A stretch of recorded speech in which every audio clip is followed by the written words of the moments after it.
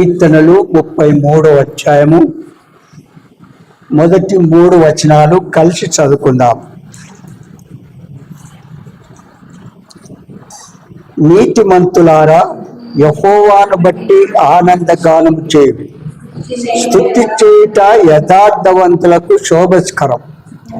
సితారాతో యెహోవాను స్తుతించుడి.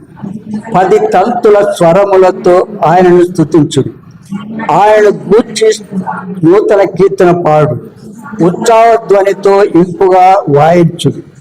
యెహోవా వాక్యము యథార్థమైనది, ఆయన చేయనదంతయు నమ్మకమైనది. చాలు.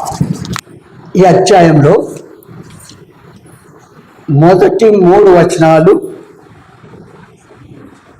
మనం స్తుతిని గురించి చూస్తాము. ఈ అధ్యాయం అంతట్లో మొదటి 3 వచనాలు స్తుతిని కూర్చి చూస్తాం.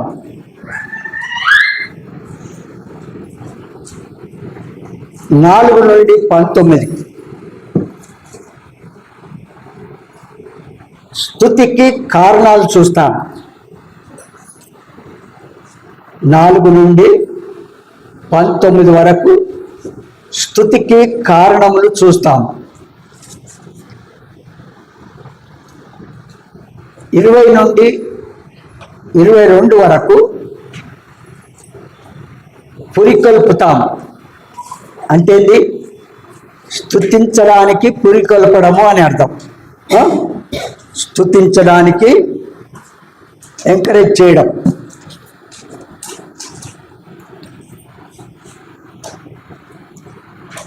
ఇక్కడ సమాజమంతయు స్తుతి సహితముగా ఆరాధించడం మనం చూస్తున్నాం. సమాజమంతయు స్తుతి సహితముగా ఆరాధించడము మనం ఈ కీర్తనలో మనం చూస్తున్నాం. మొదటి 3 వచనాల్లో ఇప్పుడు చెప్పిన రీతిగా ఉద్రేకపూరితమైన గానము, సంగీత వాద్యములు సహాయంతో చేయబడుతున్నాయి. మన దగ్గర ఇవి లేవు. ఒక్కరు కూడా వాయించే వాళ్ళు ఎవరు కూడా మనం చూడగానే భయపడిపోతారు. ఏం చేస్తారు? మనల్ని చూడగానే భయపడిపోతారు కదా.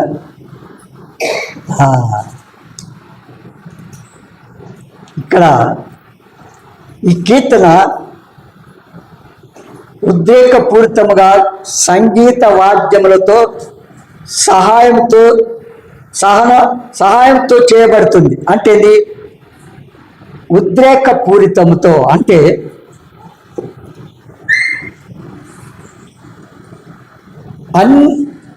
దేవుని ఆత్మ ద్వారా నడిపింపబడినప్పుడు, దేవుని ఆత్మ మనలో నివాసం చేస్తున్నప్పుడు ఆ రకమైనటువంటి ఉద్రేకము, ఆరాధన పాటలు మనం పాడుతూ ఉంటాం. నోట్లకెళ్ళి ముత్యాలు రాలిపోతాయేమోనని గురువు మాట్లాడితే ఏమైనా ప్రయోజనమా? రాకపోతే 2 సార్లు మనం పాడతాం కనుక ఒకసారి వినాలి, రెండోసారి కలిసి పాడడానికి ప్రయత్నం చేయాలి. దేవుని పిల్లలు, పరిశుద్ధులు ఉద్రేకపూరితంగా అంటే సంగీతములు వాయిస్తూ ఉంటే, ఈ మధ్యలో నేను ఎక్కువగా చూస్తున్నాను కనుక ఒక్కొక్క దేశంలో వారు ఆ ప్రభువు బ్యానర్స్ పట్టుకొని మరి ఆ దేశం అంతా అనుకుంటాను ఆ వాక్యాలు దేవుని స్తుతిస్తూ పాడుకుంటూ ఆయన సంతోషంగా ఊరేగిస్తూ కొనసాగుతూ వస్తున్నారు. మరికొందరైతే యూదా ఇశ్రాయేలు ప్రజలు, వారి సంతోషము ఇంత అంత కాదు. ఇప్పుడు ఈ వాక్యంలో చెప్పిన రీతిగా వారు ఎట్లు పాడతారంటే గంభీర ధ్వనితో, ఉత్సాహంతో ప్రభు సన్నిధిలో వారు పాడుతూ ఆరాధన చేస్తూ ఉంటారు.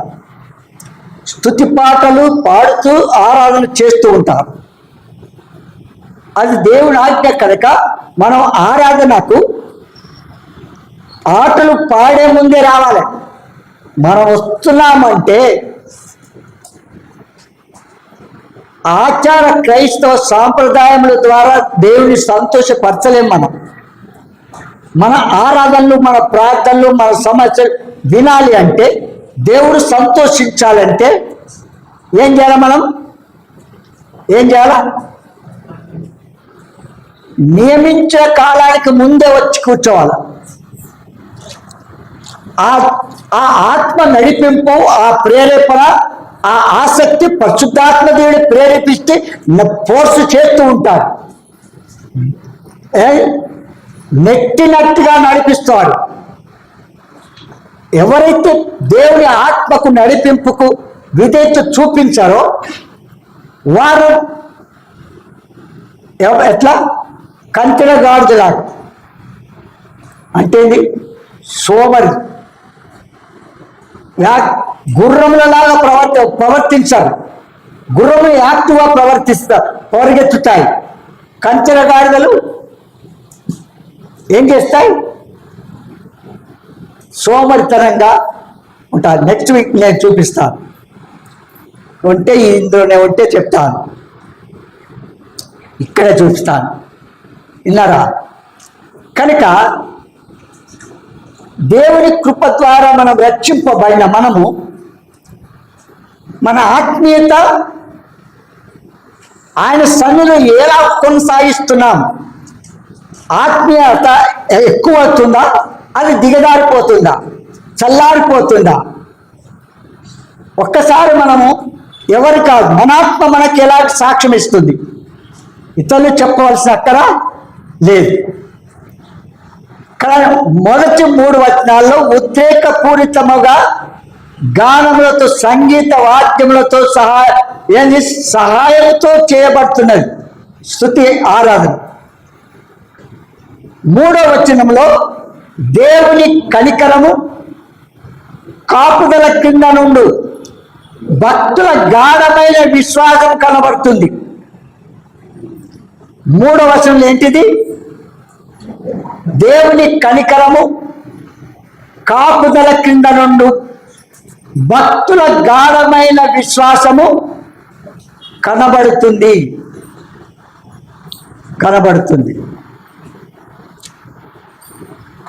స్తుతి గానము విశ్వాస సహిత ప్రార్థనగా మారుతుంది. స్తుతి గానము విశ్వాస సహితముగా ప్రార్థనగా మారుతుంది. ఇక్కడ మొదటి వచనంలో నీతిమంతులారా యెహోవాను కూర్చి ఆనందగానము చేయుడి. ఏం చేయాలా? నీతిమంతులారా యెహోవాను కూర్చి ఆనందగానము చేయుడి. ప్రభువా, ఎప్పుడు చూసినా ఏడ్చినట్టుగానే, ఎప్పుడు చూసినా సంతోషం ఉంటుందా? ఆనంద సహితమైన ఆరాధిస్తామా? ఆయన సన్నిధిలో ఎట్లా ఆరాధన చేస్తాం? ఆ సంతోషము, ఆ జీల్ అనేది పరిశుద్ధాత్మ దేవుడే నడిపిస్తాడు. ఆయనతో మనము సహవాసం చేసినప్పుడు, రోజుకొకసారి ఆయనతో సహవాసం చేసి 10 నిమిషాలు చేసి వదిలిపెడితే సహవాసమా? చెప్పండి. ఆయనను ప్రభుతో ఎల్లవేళలా అన్ని పరిస్థితుల్లో మనము స్తుతి గానము చేయడం దేవునికి ఇష్టం. ఆయన సంతోషిస్తాడు, ఆనందిస్తాడు. కనుక మనం ఏం చేయాలి? నీతిమంతులారా. ఎవరు నీతిమంతులు? లోకరీత్యా నీతిమంతులు కాసుమా? మనకంటే నీతిమంతులు లోకంలో ఉన్నారా? ఉన్నారు. వారు ఒక్క చిన్న అబద్ధం కూడా ఆడారు, తప్పు కూడా చేయడానికి ఆస్కరించారు, ఎంకరేజ్ కూడా చేయరు.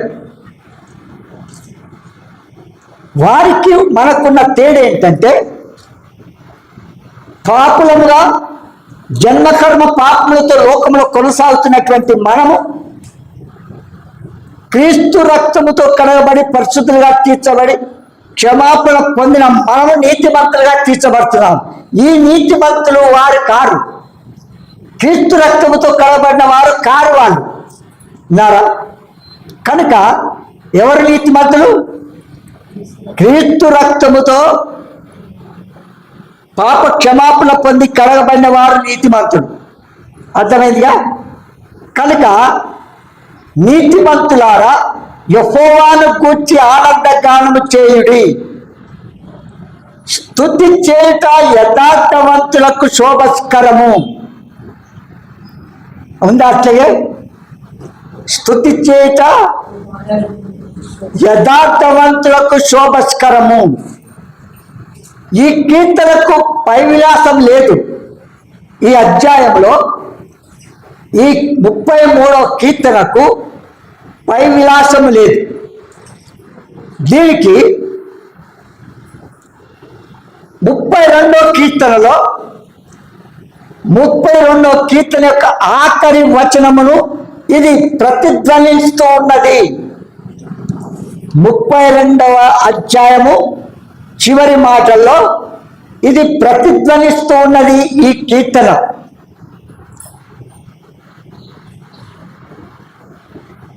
ఇక్కడ అంటాడు 32లో, విస్తార జల ప్రవాహములు వరలి వచ్చినను నిశ్చయముగా అవి నా మీదకి రావు. 6వ వచనం చదవండి. 32:6. కావున నీ దర్శన కాలమందు భక్తి గల వారందరూ నిన్ను ప్రార్థన చేయుదురు. విస్తార జల ప్రవాహములు పొరలి వచ్చినను నిశ్చయముగా అవి వారి మీదకి రావు. 69వ అధ్యాయము కీర్తనలు 69వ అధ్యాయం 13వ వచనం.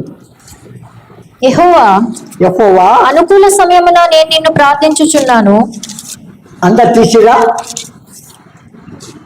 యెహోవా అనుకూల సమయమున నేను నిన్ను ప్రార్థించుచున్నాను. దేవా, నీ కృపా బాహుళ్యమును బట్టి నీ రక్షణ సత్యమును బట్టి నాకు ఉత్తరమేమో. ఏం చేయాలా? నీ రక్షణ సత్యమును బట్టి నాకు ఉత్తరమేమో. 30వ అధ్యాయం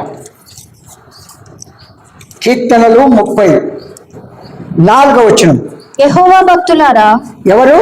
యెహోవా భక్తులారా ఆయనను కీర్తించుడి. చూడండి, ఎవరు అంటాడు? యెహోవా భక్తులారా ఆయనను కీర్తించుడి. ఆయన పరిశుద్ధమైన జ్ఞాపకార్థ నామమును బట్టి ఆయనను స్తుతించుడి. ఏం చేయాలా? ఆయనను స్తుతించుడు. స్తుతులకు పాత్రుడు, ఆరాధనలకు యోగ్యుడు, మహాపరిశుద్ధుడు. ఆ మహాదేవుడు ఇలాంటి వాడు, సమీపింపరాని తేజస్సులో వసించుతూ అమరత్వము కలిగినటువంటి వాడు. మనందరికీ తెలుసు. చూడండి ఒక్క మాట. షద్రకు మెషకు అబేద్నెగోలను అగ్నిగుండములో వేసినారా? అగ్నిగుండములో వేస్తే ఆ అగ్నిలో ప్రభు కూడా ఉన్నాడు. అవునా? ఆ అగ్నిలో ఎవరున్నారు? ప్రభు కూడా ఉన్నాడు. అంటే ఈ షద్రకు మెషకు అబేద్నెగోలతో సహా మన ప్రియ ప్రభు అగ్నిగుండంలో ఉన్నాడంటే అగ్ని వారిని కాలుస్తుందా? వారిని దహించి వేస్తుందా? వారి వెంట్రుకలలో ఒక్క వెంట్రుక కూడా వాసన కూడా రాకుండా ఉంది. అవునా? అంటే దాని అర్థమే అగ్ని అంటే పరిశుద్ధతకు సూచన. వాళ్ళు ఎంత పరిశుద్ధులో చూడండి. దానియేలు, షద్రకు మెషకు అబేద్నెగోలు వీళ్ళు ఎంత పరిశుద్ధులో చూడండి. ఆ పరిశుద్ధత మనం కలిగి ఉన్నామా?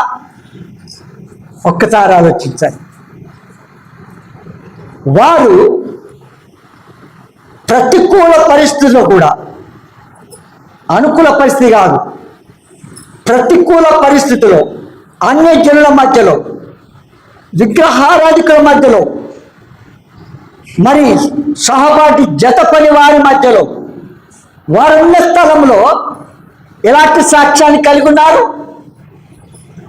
వారు మాట్లాడే మాట ఎట్టుంది? చదవండి, దానియేలు 3వ అధ్యాయం 16 చదవండి, 16 నుంచి.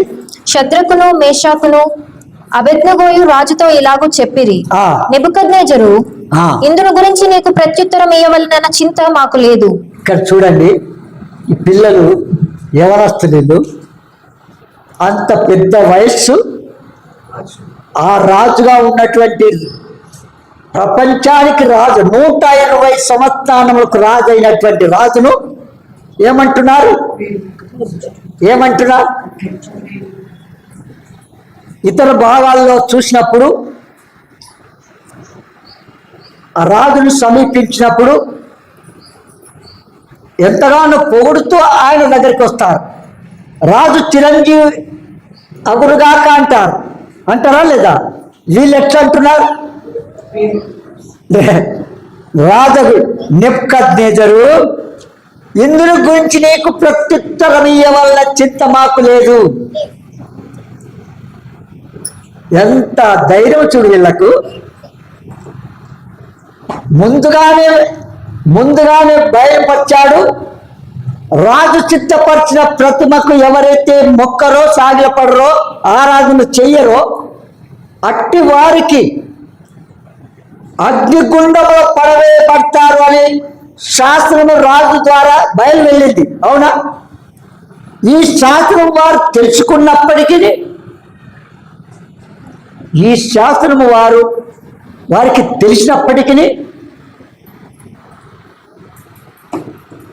ఎంత ధైర్యంతో ముందుకు వస్తున్నారు చూసావా? అవునా? ఈ యవనస్తులు మనం అంత ధైర్యంతో దేవుని దగ్గరికి రాగలుగుతామా? అది దేవుని కృప.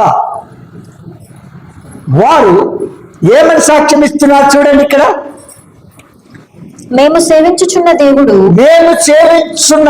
మండుచున్న వేడిమి గల ఈ అగ్నిగుండములో నుండి మమ్మను తప్పించి రక్షించుటకు సమర్థుడు, మరియు నీ వశమును పడకుండా ఆయన మమ్మను రక్షించును. ఒకవేళ ఆయన రక్షింపకపోయినను రాజా, నీ దేవతలను మేము పూజింపమనియు నీవు నిలువబెట్టించిన బంగారు ప్రతిమకు నమస్కరింపమనియు తెలుసుకొనుము. అబ్బా, ఏం చెప్పండి మీరు. ఈ దినం మన కుటుంబంలో అట్లుండం, మన కుటుంబ వ్యక్తులలోనే మనం ఉంటామా? ఆయన గారికి ఏం చేయాలి? సపోర్ట్ చేయాలి, నిరుత్సాహపరచకూడదు, ఎంకరేజ్ చేయాలి. ఏమంటారు? దేవుని కొరకు అర్థసాక్షులం కావడానికి వెనుకాడుతున్నామా? చెప్పండి. మా దేవుడు రక్షించకు సమర్థుడు చెప్పగలుగుతామా? ఆ వాక్యం మన పట్ల నెరవేరుతుంటే ఆ సంతోషము పట్టదాని సంతోషం ఉంటుంది. అది నేను అనుభవించాను.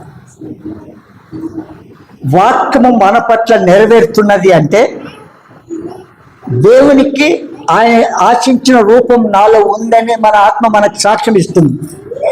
లేకపోతే ఇస్తుందా? ఇవ్వదు. అంటే మన భక్తి అట్టుండాల, వీళ్ళలాగా ఎట్టుండాలా?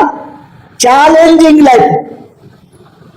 నా దేవుడు రక్షించినా సరే, రక్షింపబడకపోయినా సరే, నేను మాత్రము నీవు సిద్ధము చేసిన ప్రతిమకు నేను మొక్కను, సాగిలపడను. నేను ఆ అగ్నిగుండంలో వేస్తే చింత లేదు మాకు. మా శరీరాన్ని చంపుతావు, ఆత్మను చంపుతావా?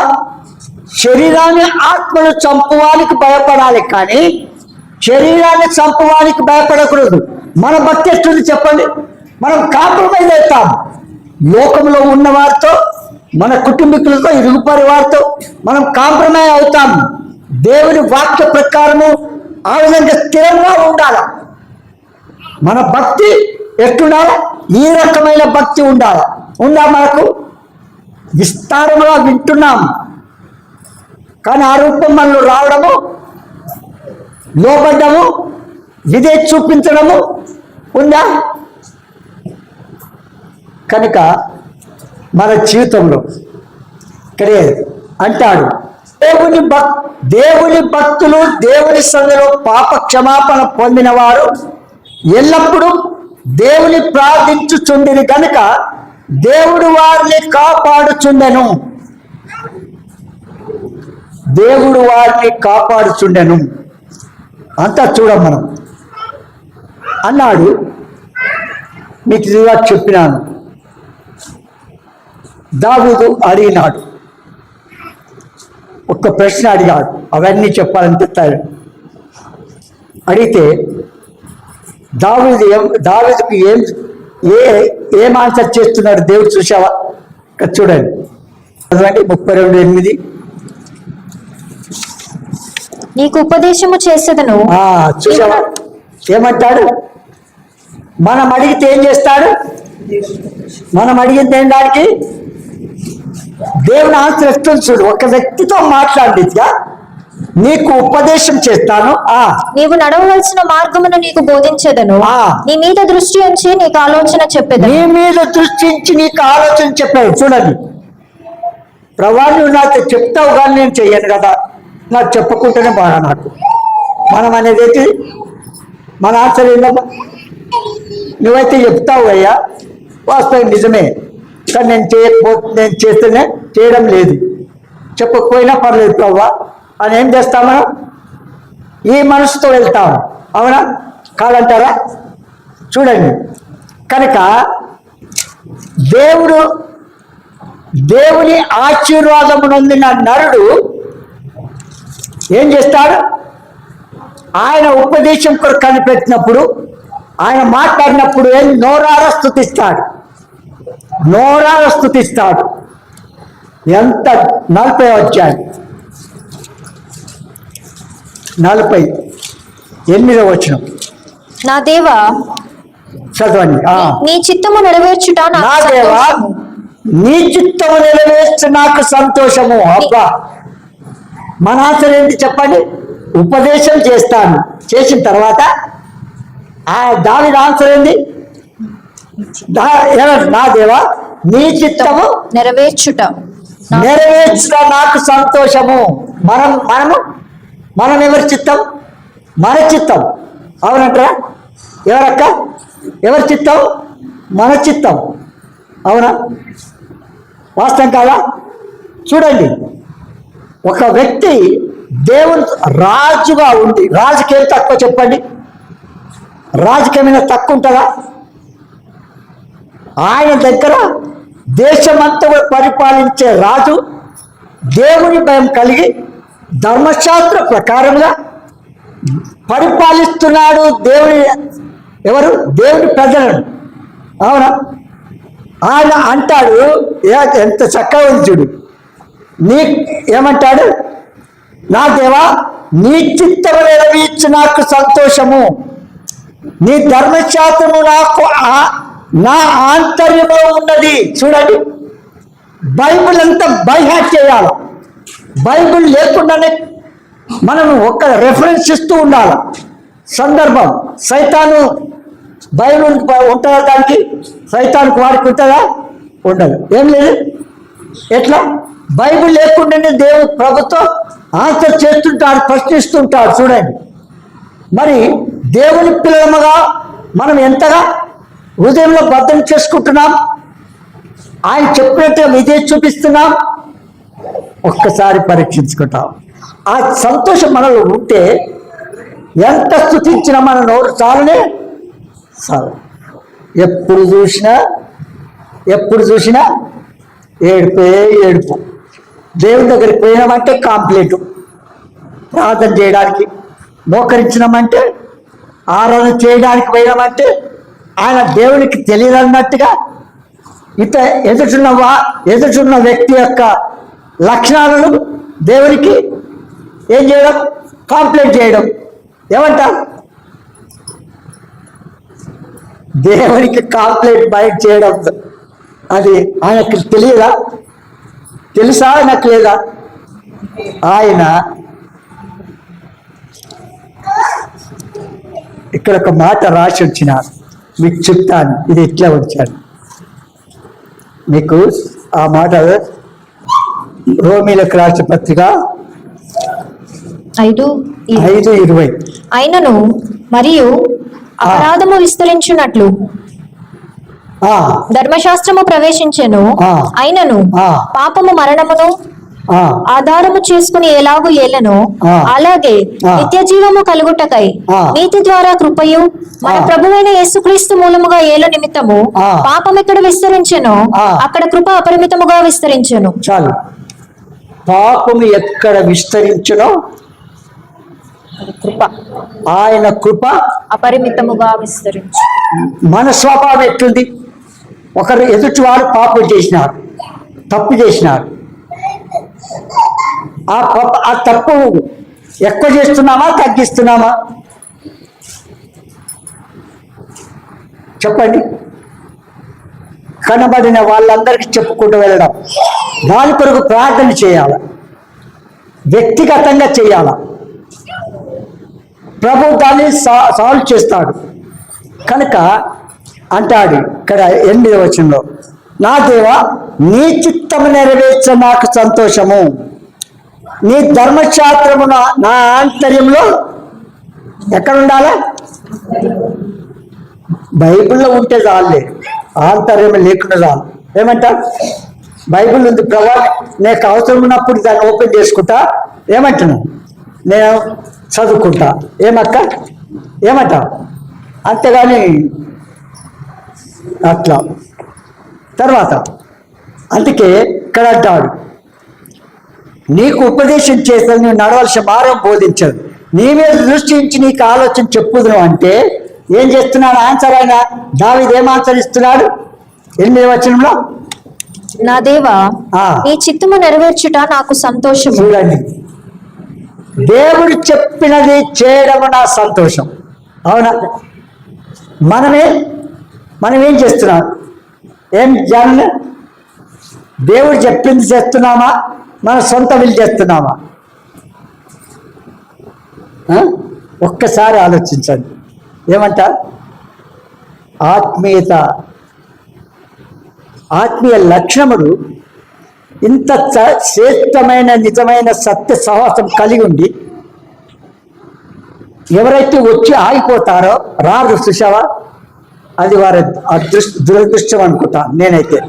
ఎందుకంటే పరలోకానికి వెళ్ళే మార్గాన్ని చూడండి.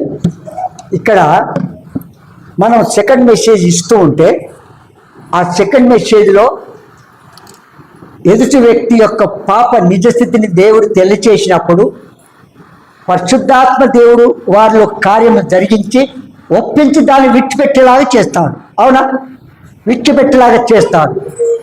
మరి ఆ లక్షణాలు చూపించకుండా నేను లోకరీతిగా అన్ని బ్లెస్సింగ్స్, అన్ని ఆశీర్వాదాలు, అన్ని బాగుపడతావు, నీ ధనం వృద్ధి అవుతుంది, నీకు ఉద్యోగం దొరుకుతుంది, నీకు ఇది దొరుకుతుంది అని చెప్పడంతో పాపి పరిశుద్ధులు అవుతాడా?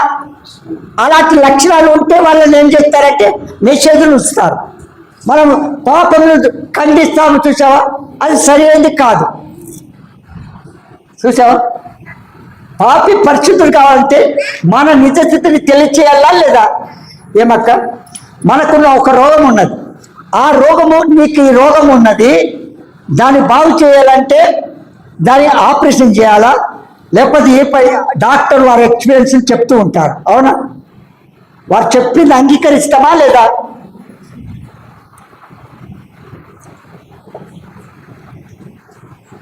అట్లు దేవుడు తన ప్రజలకు చూడండి 25వ అధ్యాయం కీర్తనలు 25వ అధ్యాయం 12 నుంచి చదవండి. యెహోవా యందు భయభక్తులు గలవాడెవడు? ఒక్క నిమిషం చూసిందా? చెప్పండి. యెహోవా యందు భయభక్తులు గలవాడెవడు? వాడు కోరుకొనవలసిన మార్గమును ఆయన వానికి బోధించును. కోరుకొనవలసిన మార్గమును ఆయన వానికి బోధించును. అతని చూడండి, ఒక్క నిమిషం. యెహోవా యందు భయభక్తులు, దేవుని భయం నాకున్నది అని చెప్పి చేతులెత్తాను చూద్దాం. దేవుని భయం అంటే 11 తర్వాత వస్తారా మీరు? నేను అడుగుతున్నాను, ఎన్ని గంటలకు వస్తారు మీరు? దేవుని భయం నీలో ఉందంటే ఎప్పుడు రావాలో చెప్పండి. నడిచి వస్తే కూడా అరగంట సేపు మీదకి వస్తే ఎంత దూరం కాదు. నా దినాల్లో 15 కిలోమీటర్లు అన్ని సిద్ధం చేసుకొని నడిచి మధ్యదారిలో వస్తే 13 కిలోమీటర్లు. మధ్యదారి నుంచి వస్తూ ఉంటే అరణ్యం అదంతా, చుట్టూ చెట్లు, శబ్దాలు ఏమవుతే భయం వేసేది. ఎందుకంటే చిన్నది కదా, చిన్న వయసు. అక్కడి నుంచి నడిచి వస్తే భయంతో వచ్చి 9 గంటల వరకు మందిరంలో ఉండేవాడిని. 13 కిలోమీటర్లు. మీకెంత ఎన్ని కిలోమీటర్లు చెప్పండి? ఆట వచ్చిందాక వీడు కాకపోతే ఇంకోటి కాకపోతే ఇంకోటి నడిస్తే మీకు ఏమైపోతుంది? కాళ్ళు అరిగిపోతాయి కదా, అవునా? ఈ దినాల్లో ఉన్న సుఖం చూడండి. దేవుని భయం ఎంత ఉంది మనకు, ఎట్లుండాలా? కీర్తనకారుడు ఏం చెప్తున్నాడు? యెహోవా చదవండి. యెహోవా భయభక్తులు గలవాడెవడో వాడు కోరుకొనవలసిన మార్గమును ఆయన వానికి బోధించును.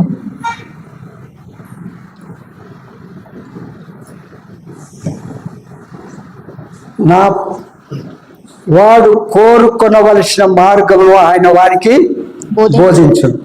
తర్వాత చదవండి. అతని ప్రాణము నెమ్మదిగా ఉండును. అతని సంతానము భూమిని స్వతంత్రించుకొనును. యెహోవా మర్మము ఆయన యందు భయభక్తులు గల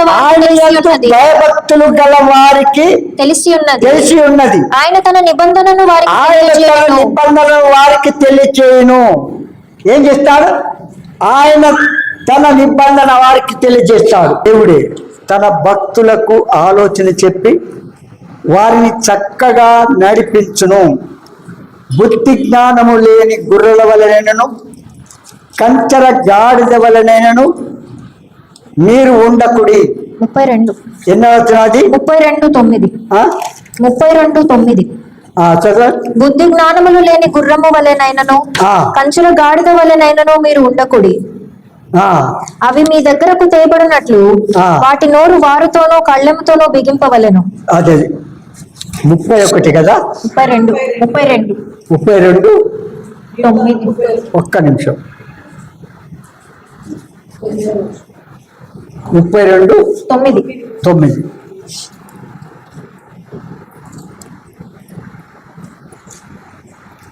చూడు,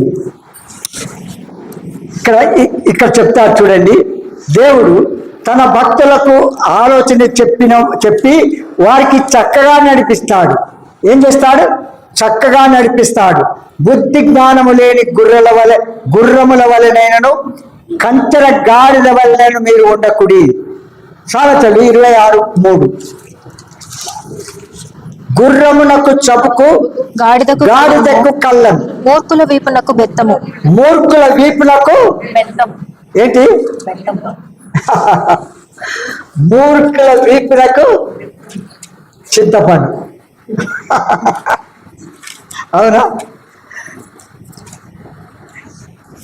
నేను అట్లా కొట్టినాను అనుకో, ఉన్న 4 కూడా లేచిపోతారు. ఏమంట? ఆత్మీయులైతే నిలిచి ఉంటారు. ఆ స్థితి లేదు అని అంటే స్టాప్, ఫుల్ స్టాప్. ఏంది? ఇక్కడ ప్రతి రావడానికి ఎన్ని కిలోమీటర్లు అయితే చెప్తున్నా. ప్రభు దినమందు ప్రభు మందిరంలో ఏం చేయాలా? ప్రభు ప్రజలతో గడపాల. అవునా? ఒక్క దినము దేవుని మందిరంలో గడిపితే మనందరూ బాగా తెలిసింది. పర్లేదు. అలాంటి చూడండి ఎట్లా ఉంది మనం ఆత్మీయత. ఈ స్టేజ్లో ఉంటే మనం బాప్తిసం తీసుకుంటే ఏం ప్రయోజనం? ఏమి ప్రయోజనము? దేని కొరకు తీసుకుంటారో తెలియదు, దేని కొరకు మరి ప్రభు కొరకు జీవిస్తారో తెలియదు. ఒక్కరే కాదు, వాళ్ళని కాదు, చాలామంది అలాగున్నారు. చాలామంది వాళ్ళు ఇప్పుడు తెలియదు, వారికి ఇప్పుడు తెలియదు. ఒకప్పుడు రొమ్ము కొట్టుకుంటారు, ప్రలాపిస్తారు, దుఃఖపడతారు. అది ఎంత మాత్రము మనకు సహాయం చేయదు. కనుక మన జీవితంలో ఎంత చూడండి, ఇక్కడ అంటాడు, ఏమంటాడు? గుర్రమునకు గాడిదకు ఏంటి? గుర్రమునకు చబుకు, గాడిదకు కళ్యం. కళ్యము అంటే మరి కంట్రోల్ చేయాలంటే ఏం చేయాలి? చెప్పింది వినాలంటే కళ్యం లేకుండా మనం చెప్పినట్టు తింటుందా? అస్సలు వినదు. మూర్ఖుల వీపులకు ఏంటిది? బెత్తం. బెత్తం కొట్టే బోధ చేస్తే ఎంతమంది నిలుస్తారు నాయన? ఒక్కడవే ప్రార్థన చేసుకొని కూర్చోవాలి. ఏమంటారు? అవునా? పరలోకం వెళ్ళాలి అంటే, నిత్య జీవము నీకు కావాలంటే, నిత్యానందము, నిత్య సుఖము, నిత్య సంతోషం నీకు కావాలంటే ఏం చేయాలా? సత్యవాక్యం ప్రకారము తెలియచేసి అಷ್ಟು సిద్ధపరిచిన డాక్టర్ దగ్గరికి వెళ్ళాలి. అంతేగాని ఏదో ఒక డాక్టర్ దగ్గరికి వెళ్తా నా రోగం బాగా చేసుకుంటే తెలుస్తారా? కుదరదు. చూడండి, ఎవరు? ప్రీతి అది వరకు వేరే డాక్టర్ దగ్గరికి వెళ్ళినారు. డాక్టర్ దగ్గరికి వెళ్ళి అక్కడి నుంచి నిమ్స్కి వెళ్ళిపోయారు. ఎందుకు వెళ్ళిపోయినారు? ఇక్కడున్న డాక్టరే మంచి ట్రీట్మెంట్ ఇస్తే అక్కడ వెళ్ళవలసిన అవసరం ఏమొచ్చింది? ఏమంటారు? ఇక్కడున్న డాక్టరు, నర్సెస్ వాళ్ళు వెయిన్స్ ఈ సిలైన్ అవి ఎక్కియడానికి, ఇది వెయిన్స్ దొరకకపోతే దొరికిందాక వెయిట్ చేసి సిలైన్ ఎక్కిస్తారు. వీళ్ళు అట్లా ఏదో ఒక దగ్గర ఇట్లా ఎక్కిచ్చేసి చేంత వాసింది, నల్లగా అయిపోయింది. నల్లగా అంటే వాళ్ళ ఆ డాక్టర్ ఏదట్లో ఆ పని చేసే నర్సెస్ కూడా అదే స్టేజ్లో ఉంటారు.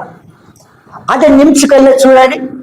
ఒక్క రిమార్కు, నేను క్యాన్సర్ హాస్పిటల్కి వెళ్ళినాను. ఎందుకు క్యాన్సర్ హాస్పిటల్కి వెళ్ళినాను? అక్కడ బ్రదర్స్ కూడా ఏం చేస్తారు? బ్లడ్ తీస్తారు. మరి సిస్టర్స్ కూడా తీస్తారు. బ్రదర్స్ తీస్తే నల్లగా కమిలిపోతుంది.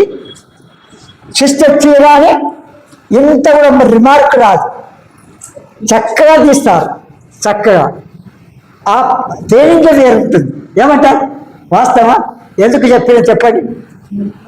గుర్రమునకు చెబుకు, కళ్యమునకు గాడిదకు కళ్యం. ఏమంటారు? కనుక మన జీవితంలో అంటాడు, నీ ప్రభు చెప్పిన ఉపదేశానికి మనం ఇదే కాదు. దేవుడు తన భక్తులకు ఆలోచన చెప్పి వారిని చక్కగా నడిపించును. ఏం చేస్తాడు? చక్కగా నడిపించును. సామెతలు 23 చదివినాం కదా. సరే, యాకోబు చూడండి, యాకోబు 3:3. యాకోబు 3:3. గుర్రములు మనకు లోబడుటకై, చూసిందా? గుర్రములు మనకు లోబడుటకై నోటికి కళ్ళెము పెట్టి. ఏం పెట్టాలా? అవి చాలా స్పీడ్. రాజులు ఉపయోగించే గుర్రాలు ఎట్లుంటాయి? మన ఊరు గుర్రాల్లా ఉంటాయి అవి. అమ్మా, ఆ గుర్రాలు ఇప్పుడు ఈ దినాల్లో నేను చూస్తున్నాను, అది కూడా న్యూస్లో. ఒక్కొక్క దేశంలో ఆ గుర్రాలు ఎంత లావు కాళ్ళు ఉంటాయి, వారు చెప్పినట్టుగా లోపడతాయి. ఎంత స్పీడ్ అంటే యుద్ధంలో నేను చస్తాననుకుంటున్నా కానీ గుర్రం అనుకోదు. ఆ గుర్రం సవార్ చేసుకుంటూ ఒక కళ్ళెం పట్టుకుంటారు, ఒక చేసి కత్తి పట్టుకొని వాళ్ళు యుద్ధం చేస్తూ ఉంటారు. చూడండి, అందుకే ఇక్కడ అంటాడు, గుర్రములు మనకు లోబట్టకై నోటికి కళ్ళము పెట్టి వాటి శరీరం అంతా తిప్పుదుముగా తిప్పుదుము కదా, అవునా? వాటి శరీరం అంతే తిప్పుదుము కదా. ఈ దినాల్లో ఒక్కొక్కటి చూస్తే ఎంత విచిత్రం అంటే అంత విచిత్రంగా ఉంటుంది. ఒక్కొక్కటి చెప్పాలంటే చూడండి, అరణ్యమునకు కింగ్ ఎవరు? సింహం. లయనా? నేను కూడా అదే అనుకున్నా. అరణ్యానికి కింగు సింహము అనుకున్నా. కానీ అలాంటి సింహాలను ఈ సింహం వెళ్ళి ఒక జీబ్రా అంటారా, ఏమంటారు, ఒక జంతు పెద్ద పొడుగ్గా అది ఎక్కువ ఉంటుంది. దాన్ని పట్టడానికి జీబ్రా అంటారు, ఏమంటారు, జిరాఫా. అయితే దాన్ని పట్టడానికి ఈ సింహం వెళితే దాని కాళ్ళతో ఇట్లా కొట్టితే ఈ సింహము లేచే పైకి ఎగిరి కింద పడుతుంది. ఎక్కడ? ఈ సింహము పైకి ఎగిరి ఈ అరణ్యానికి ఏం కింగ్? ఏమన్నా కింగా? అయ్యో, ఇలాంటి చూస్తున్నాము ఈ దినాల్లో. నేను ఇంతవరకు చూసిన అది అవి వాస్తవమైనవి, అవి యాక్షన్ చేసినవి కావవి. ఈ దినాల్లో నేను చూస్తున్నాను. కనుక గుర్రమునకు కళ్యము, అవునంటారా లేదా? యాకోబు 3:3 మళ్ళీ ఒకసారి చదువు. గుర్రములు మనకు లోబడుటకై నోటికి కళ్ళెం పెట్టి వాటి శరీరం అంతయు త్రిప్పుదుము కదా. ఇక్కడ ఏమంటారు?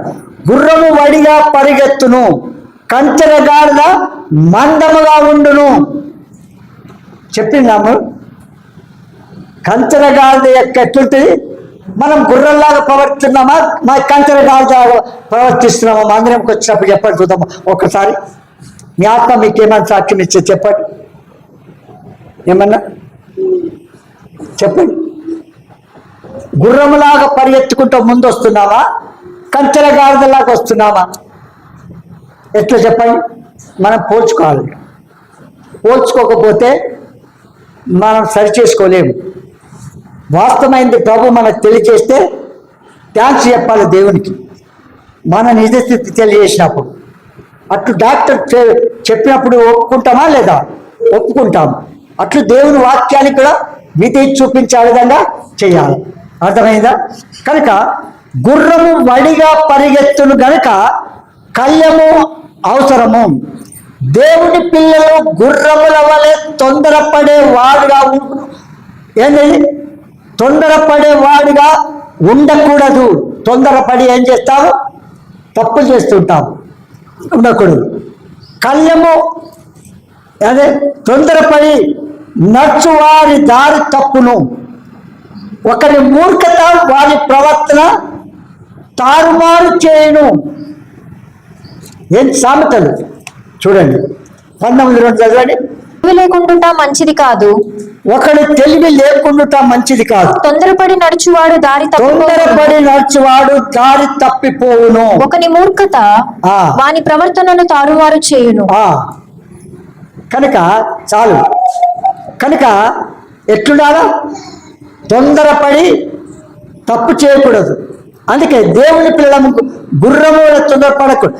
అది తొందరపడుతుంటది. ఒకవేళ మూర్ఖత వాని ప్రవర్తన తారుమారు చేయను అంటాడు. అంచెరగాడిదల వలె మన మందముగా ఉండకూడదు.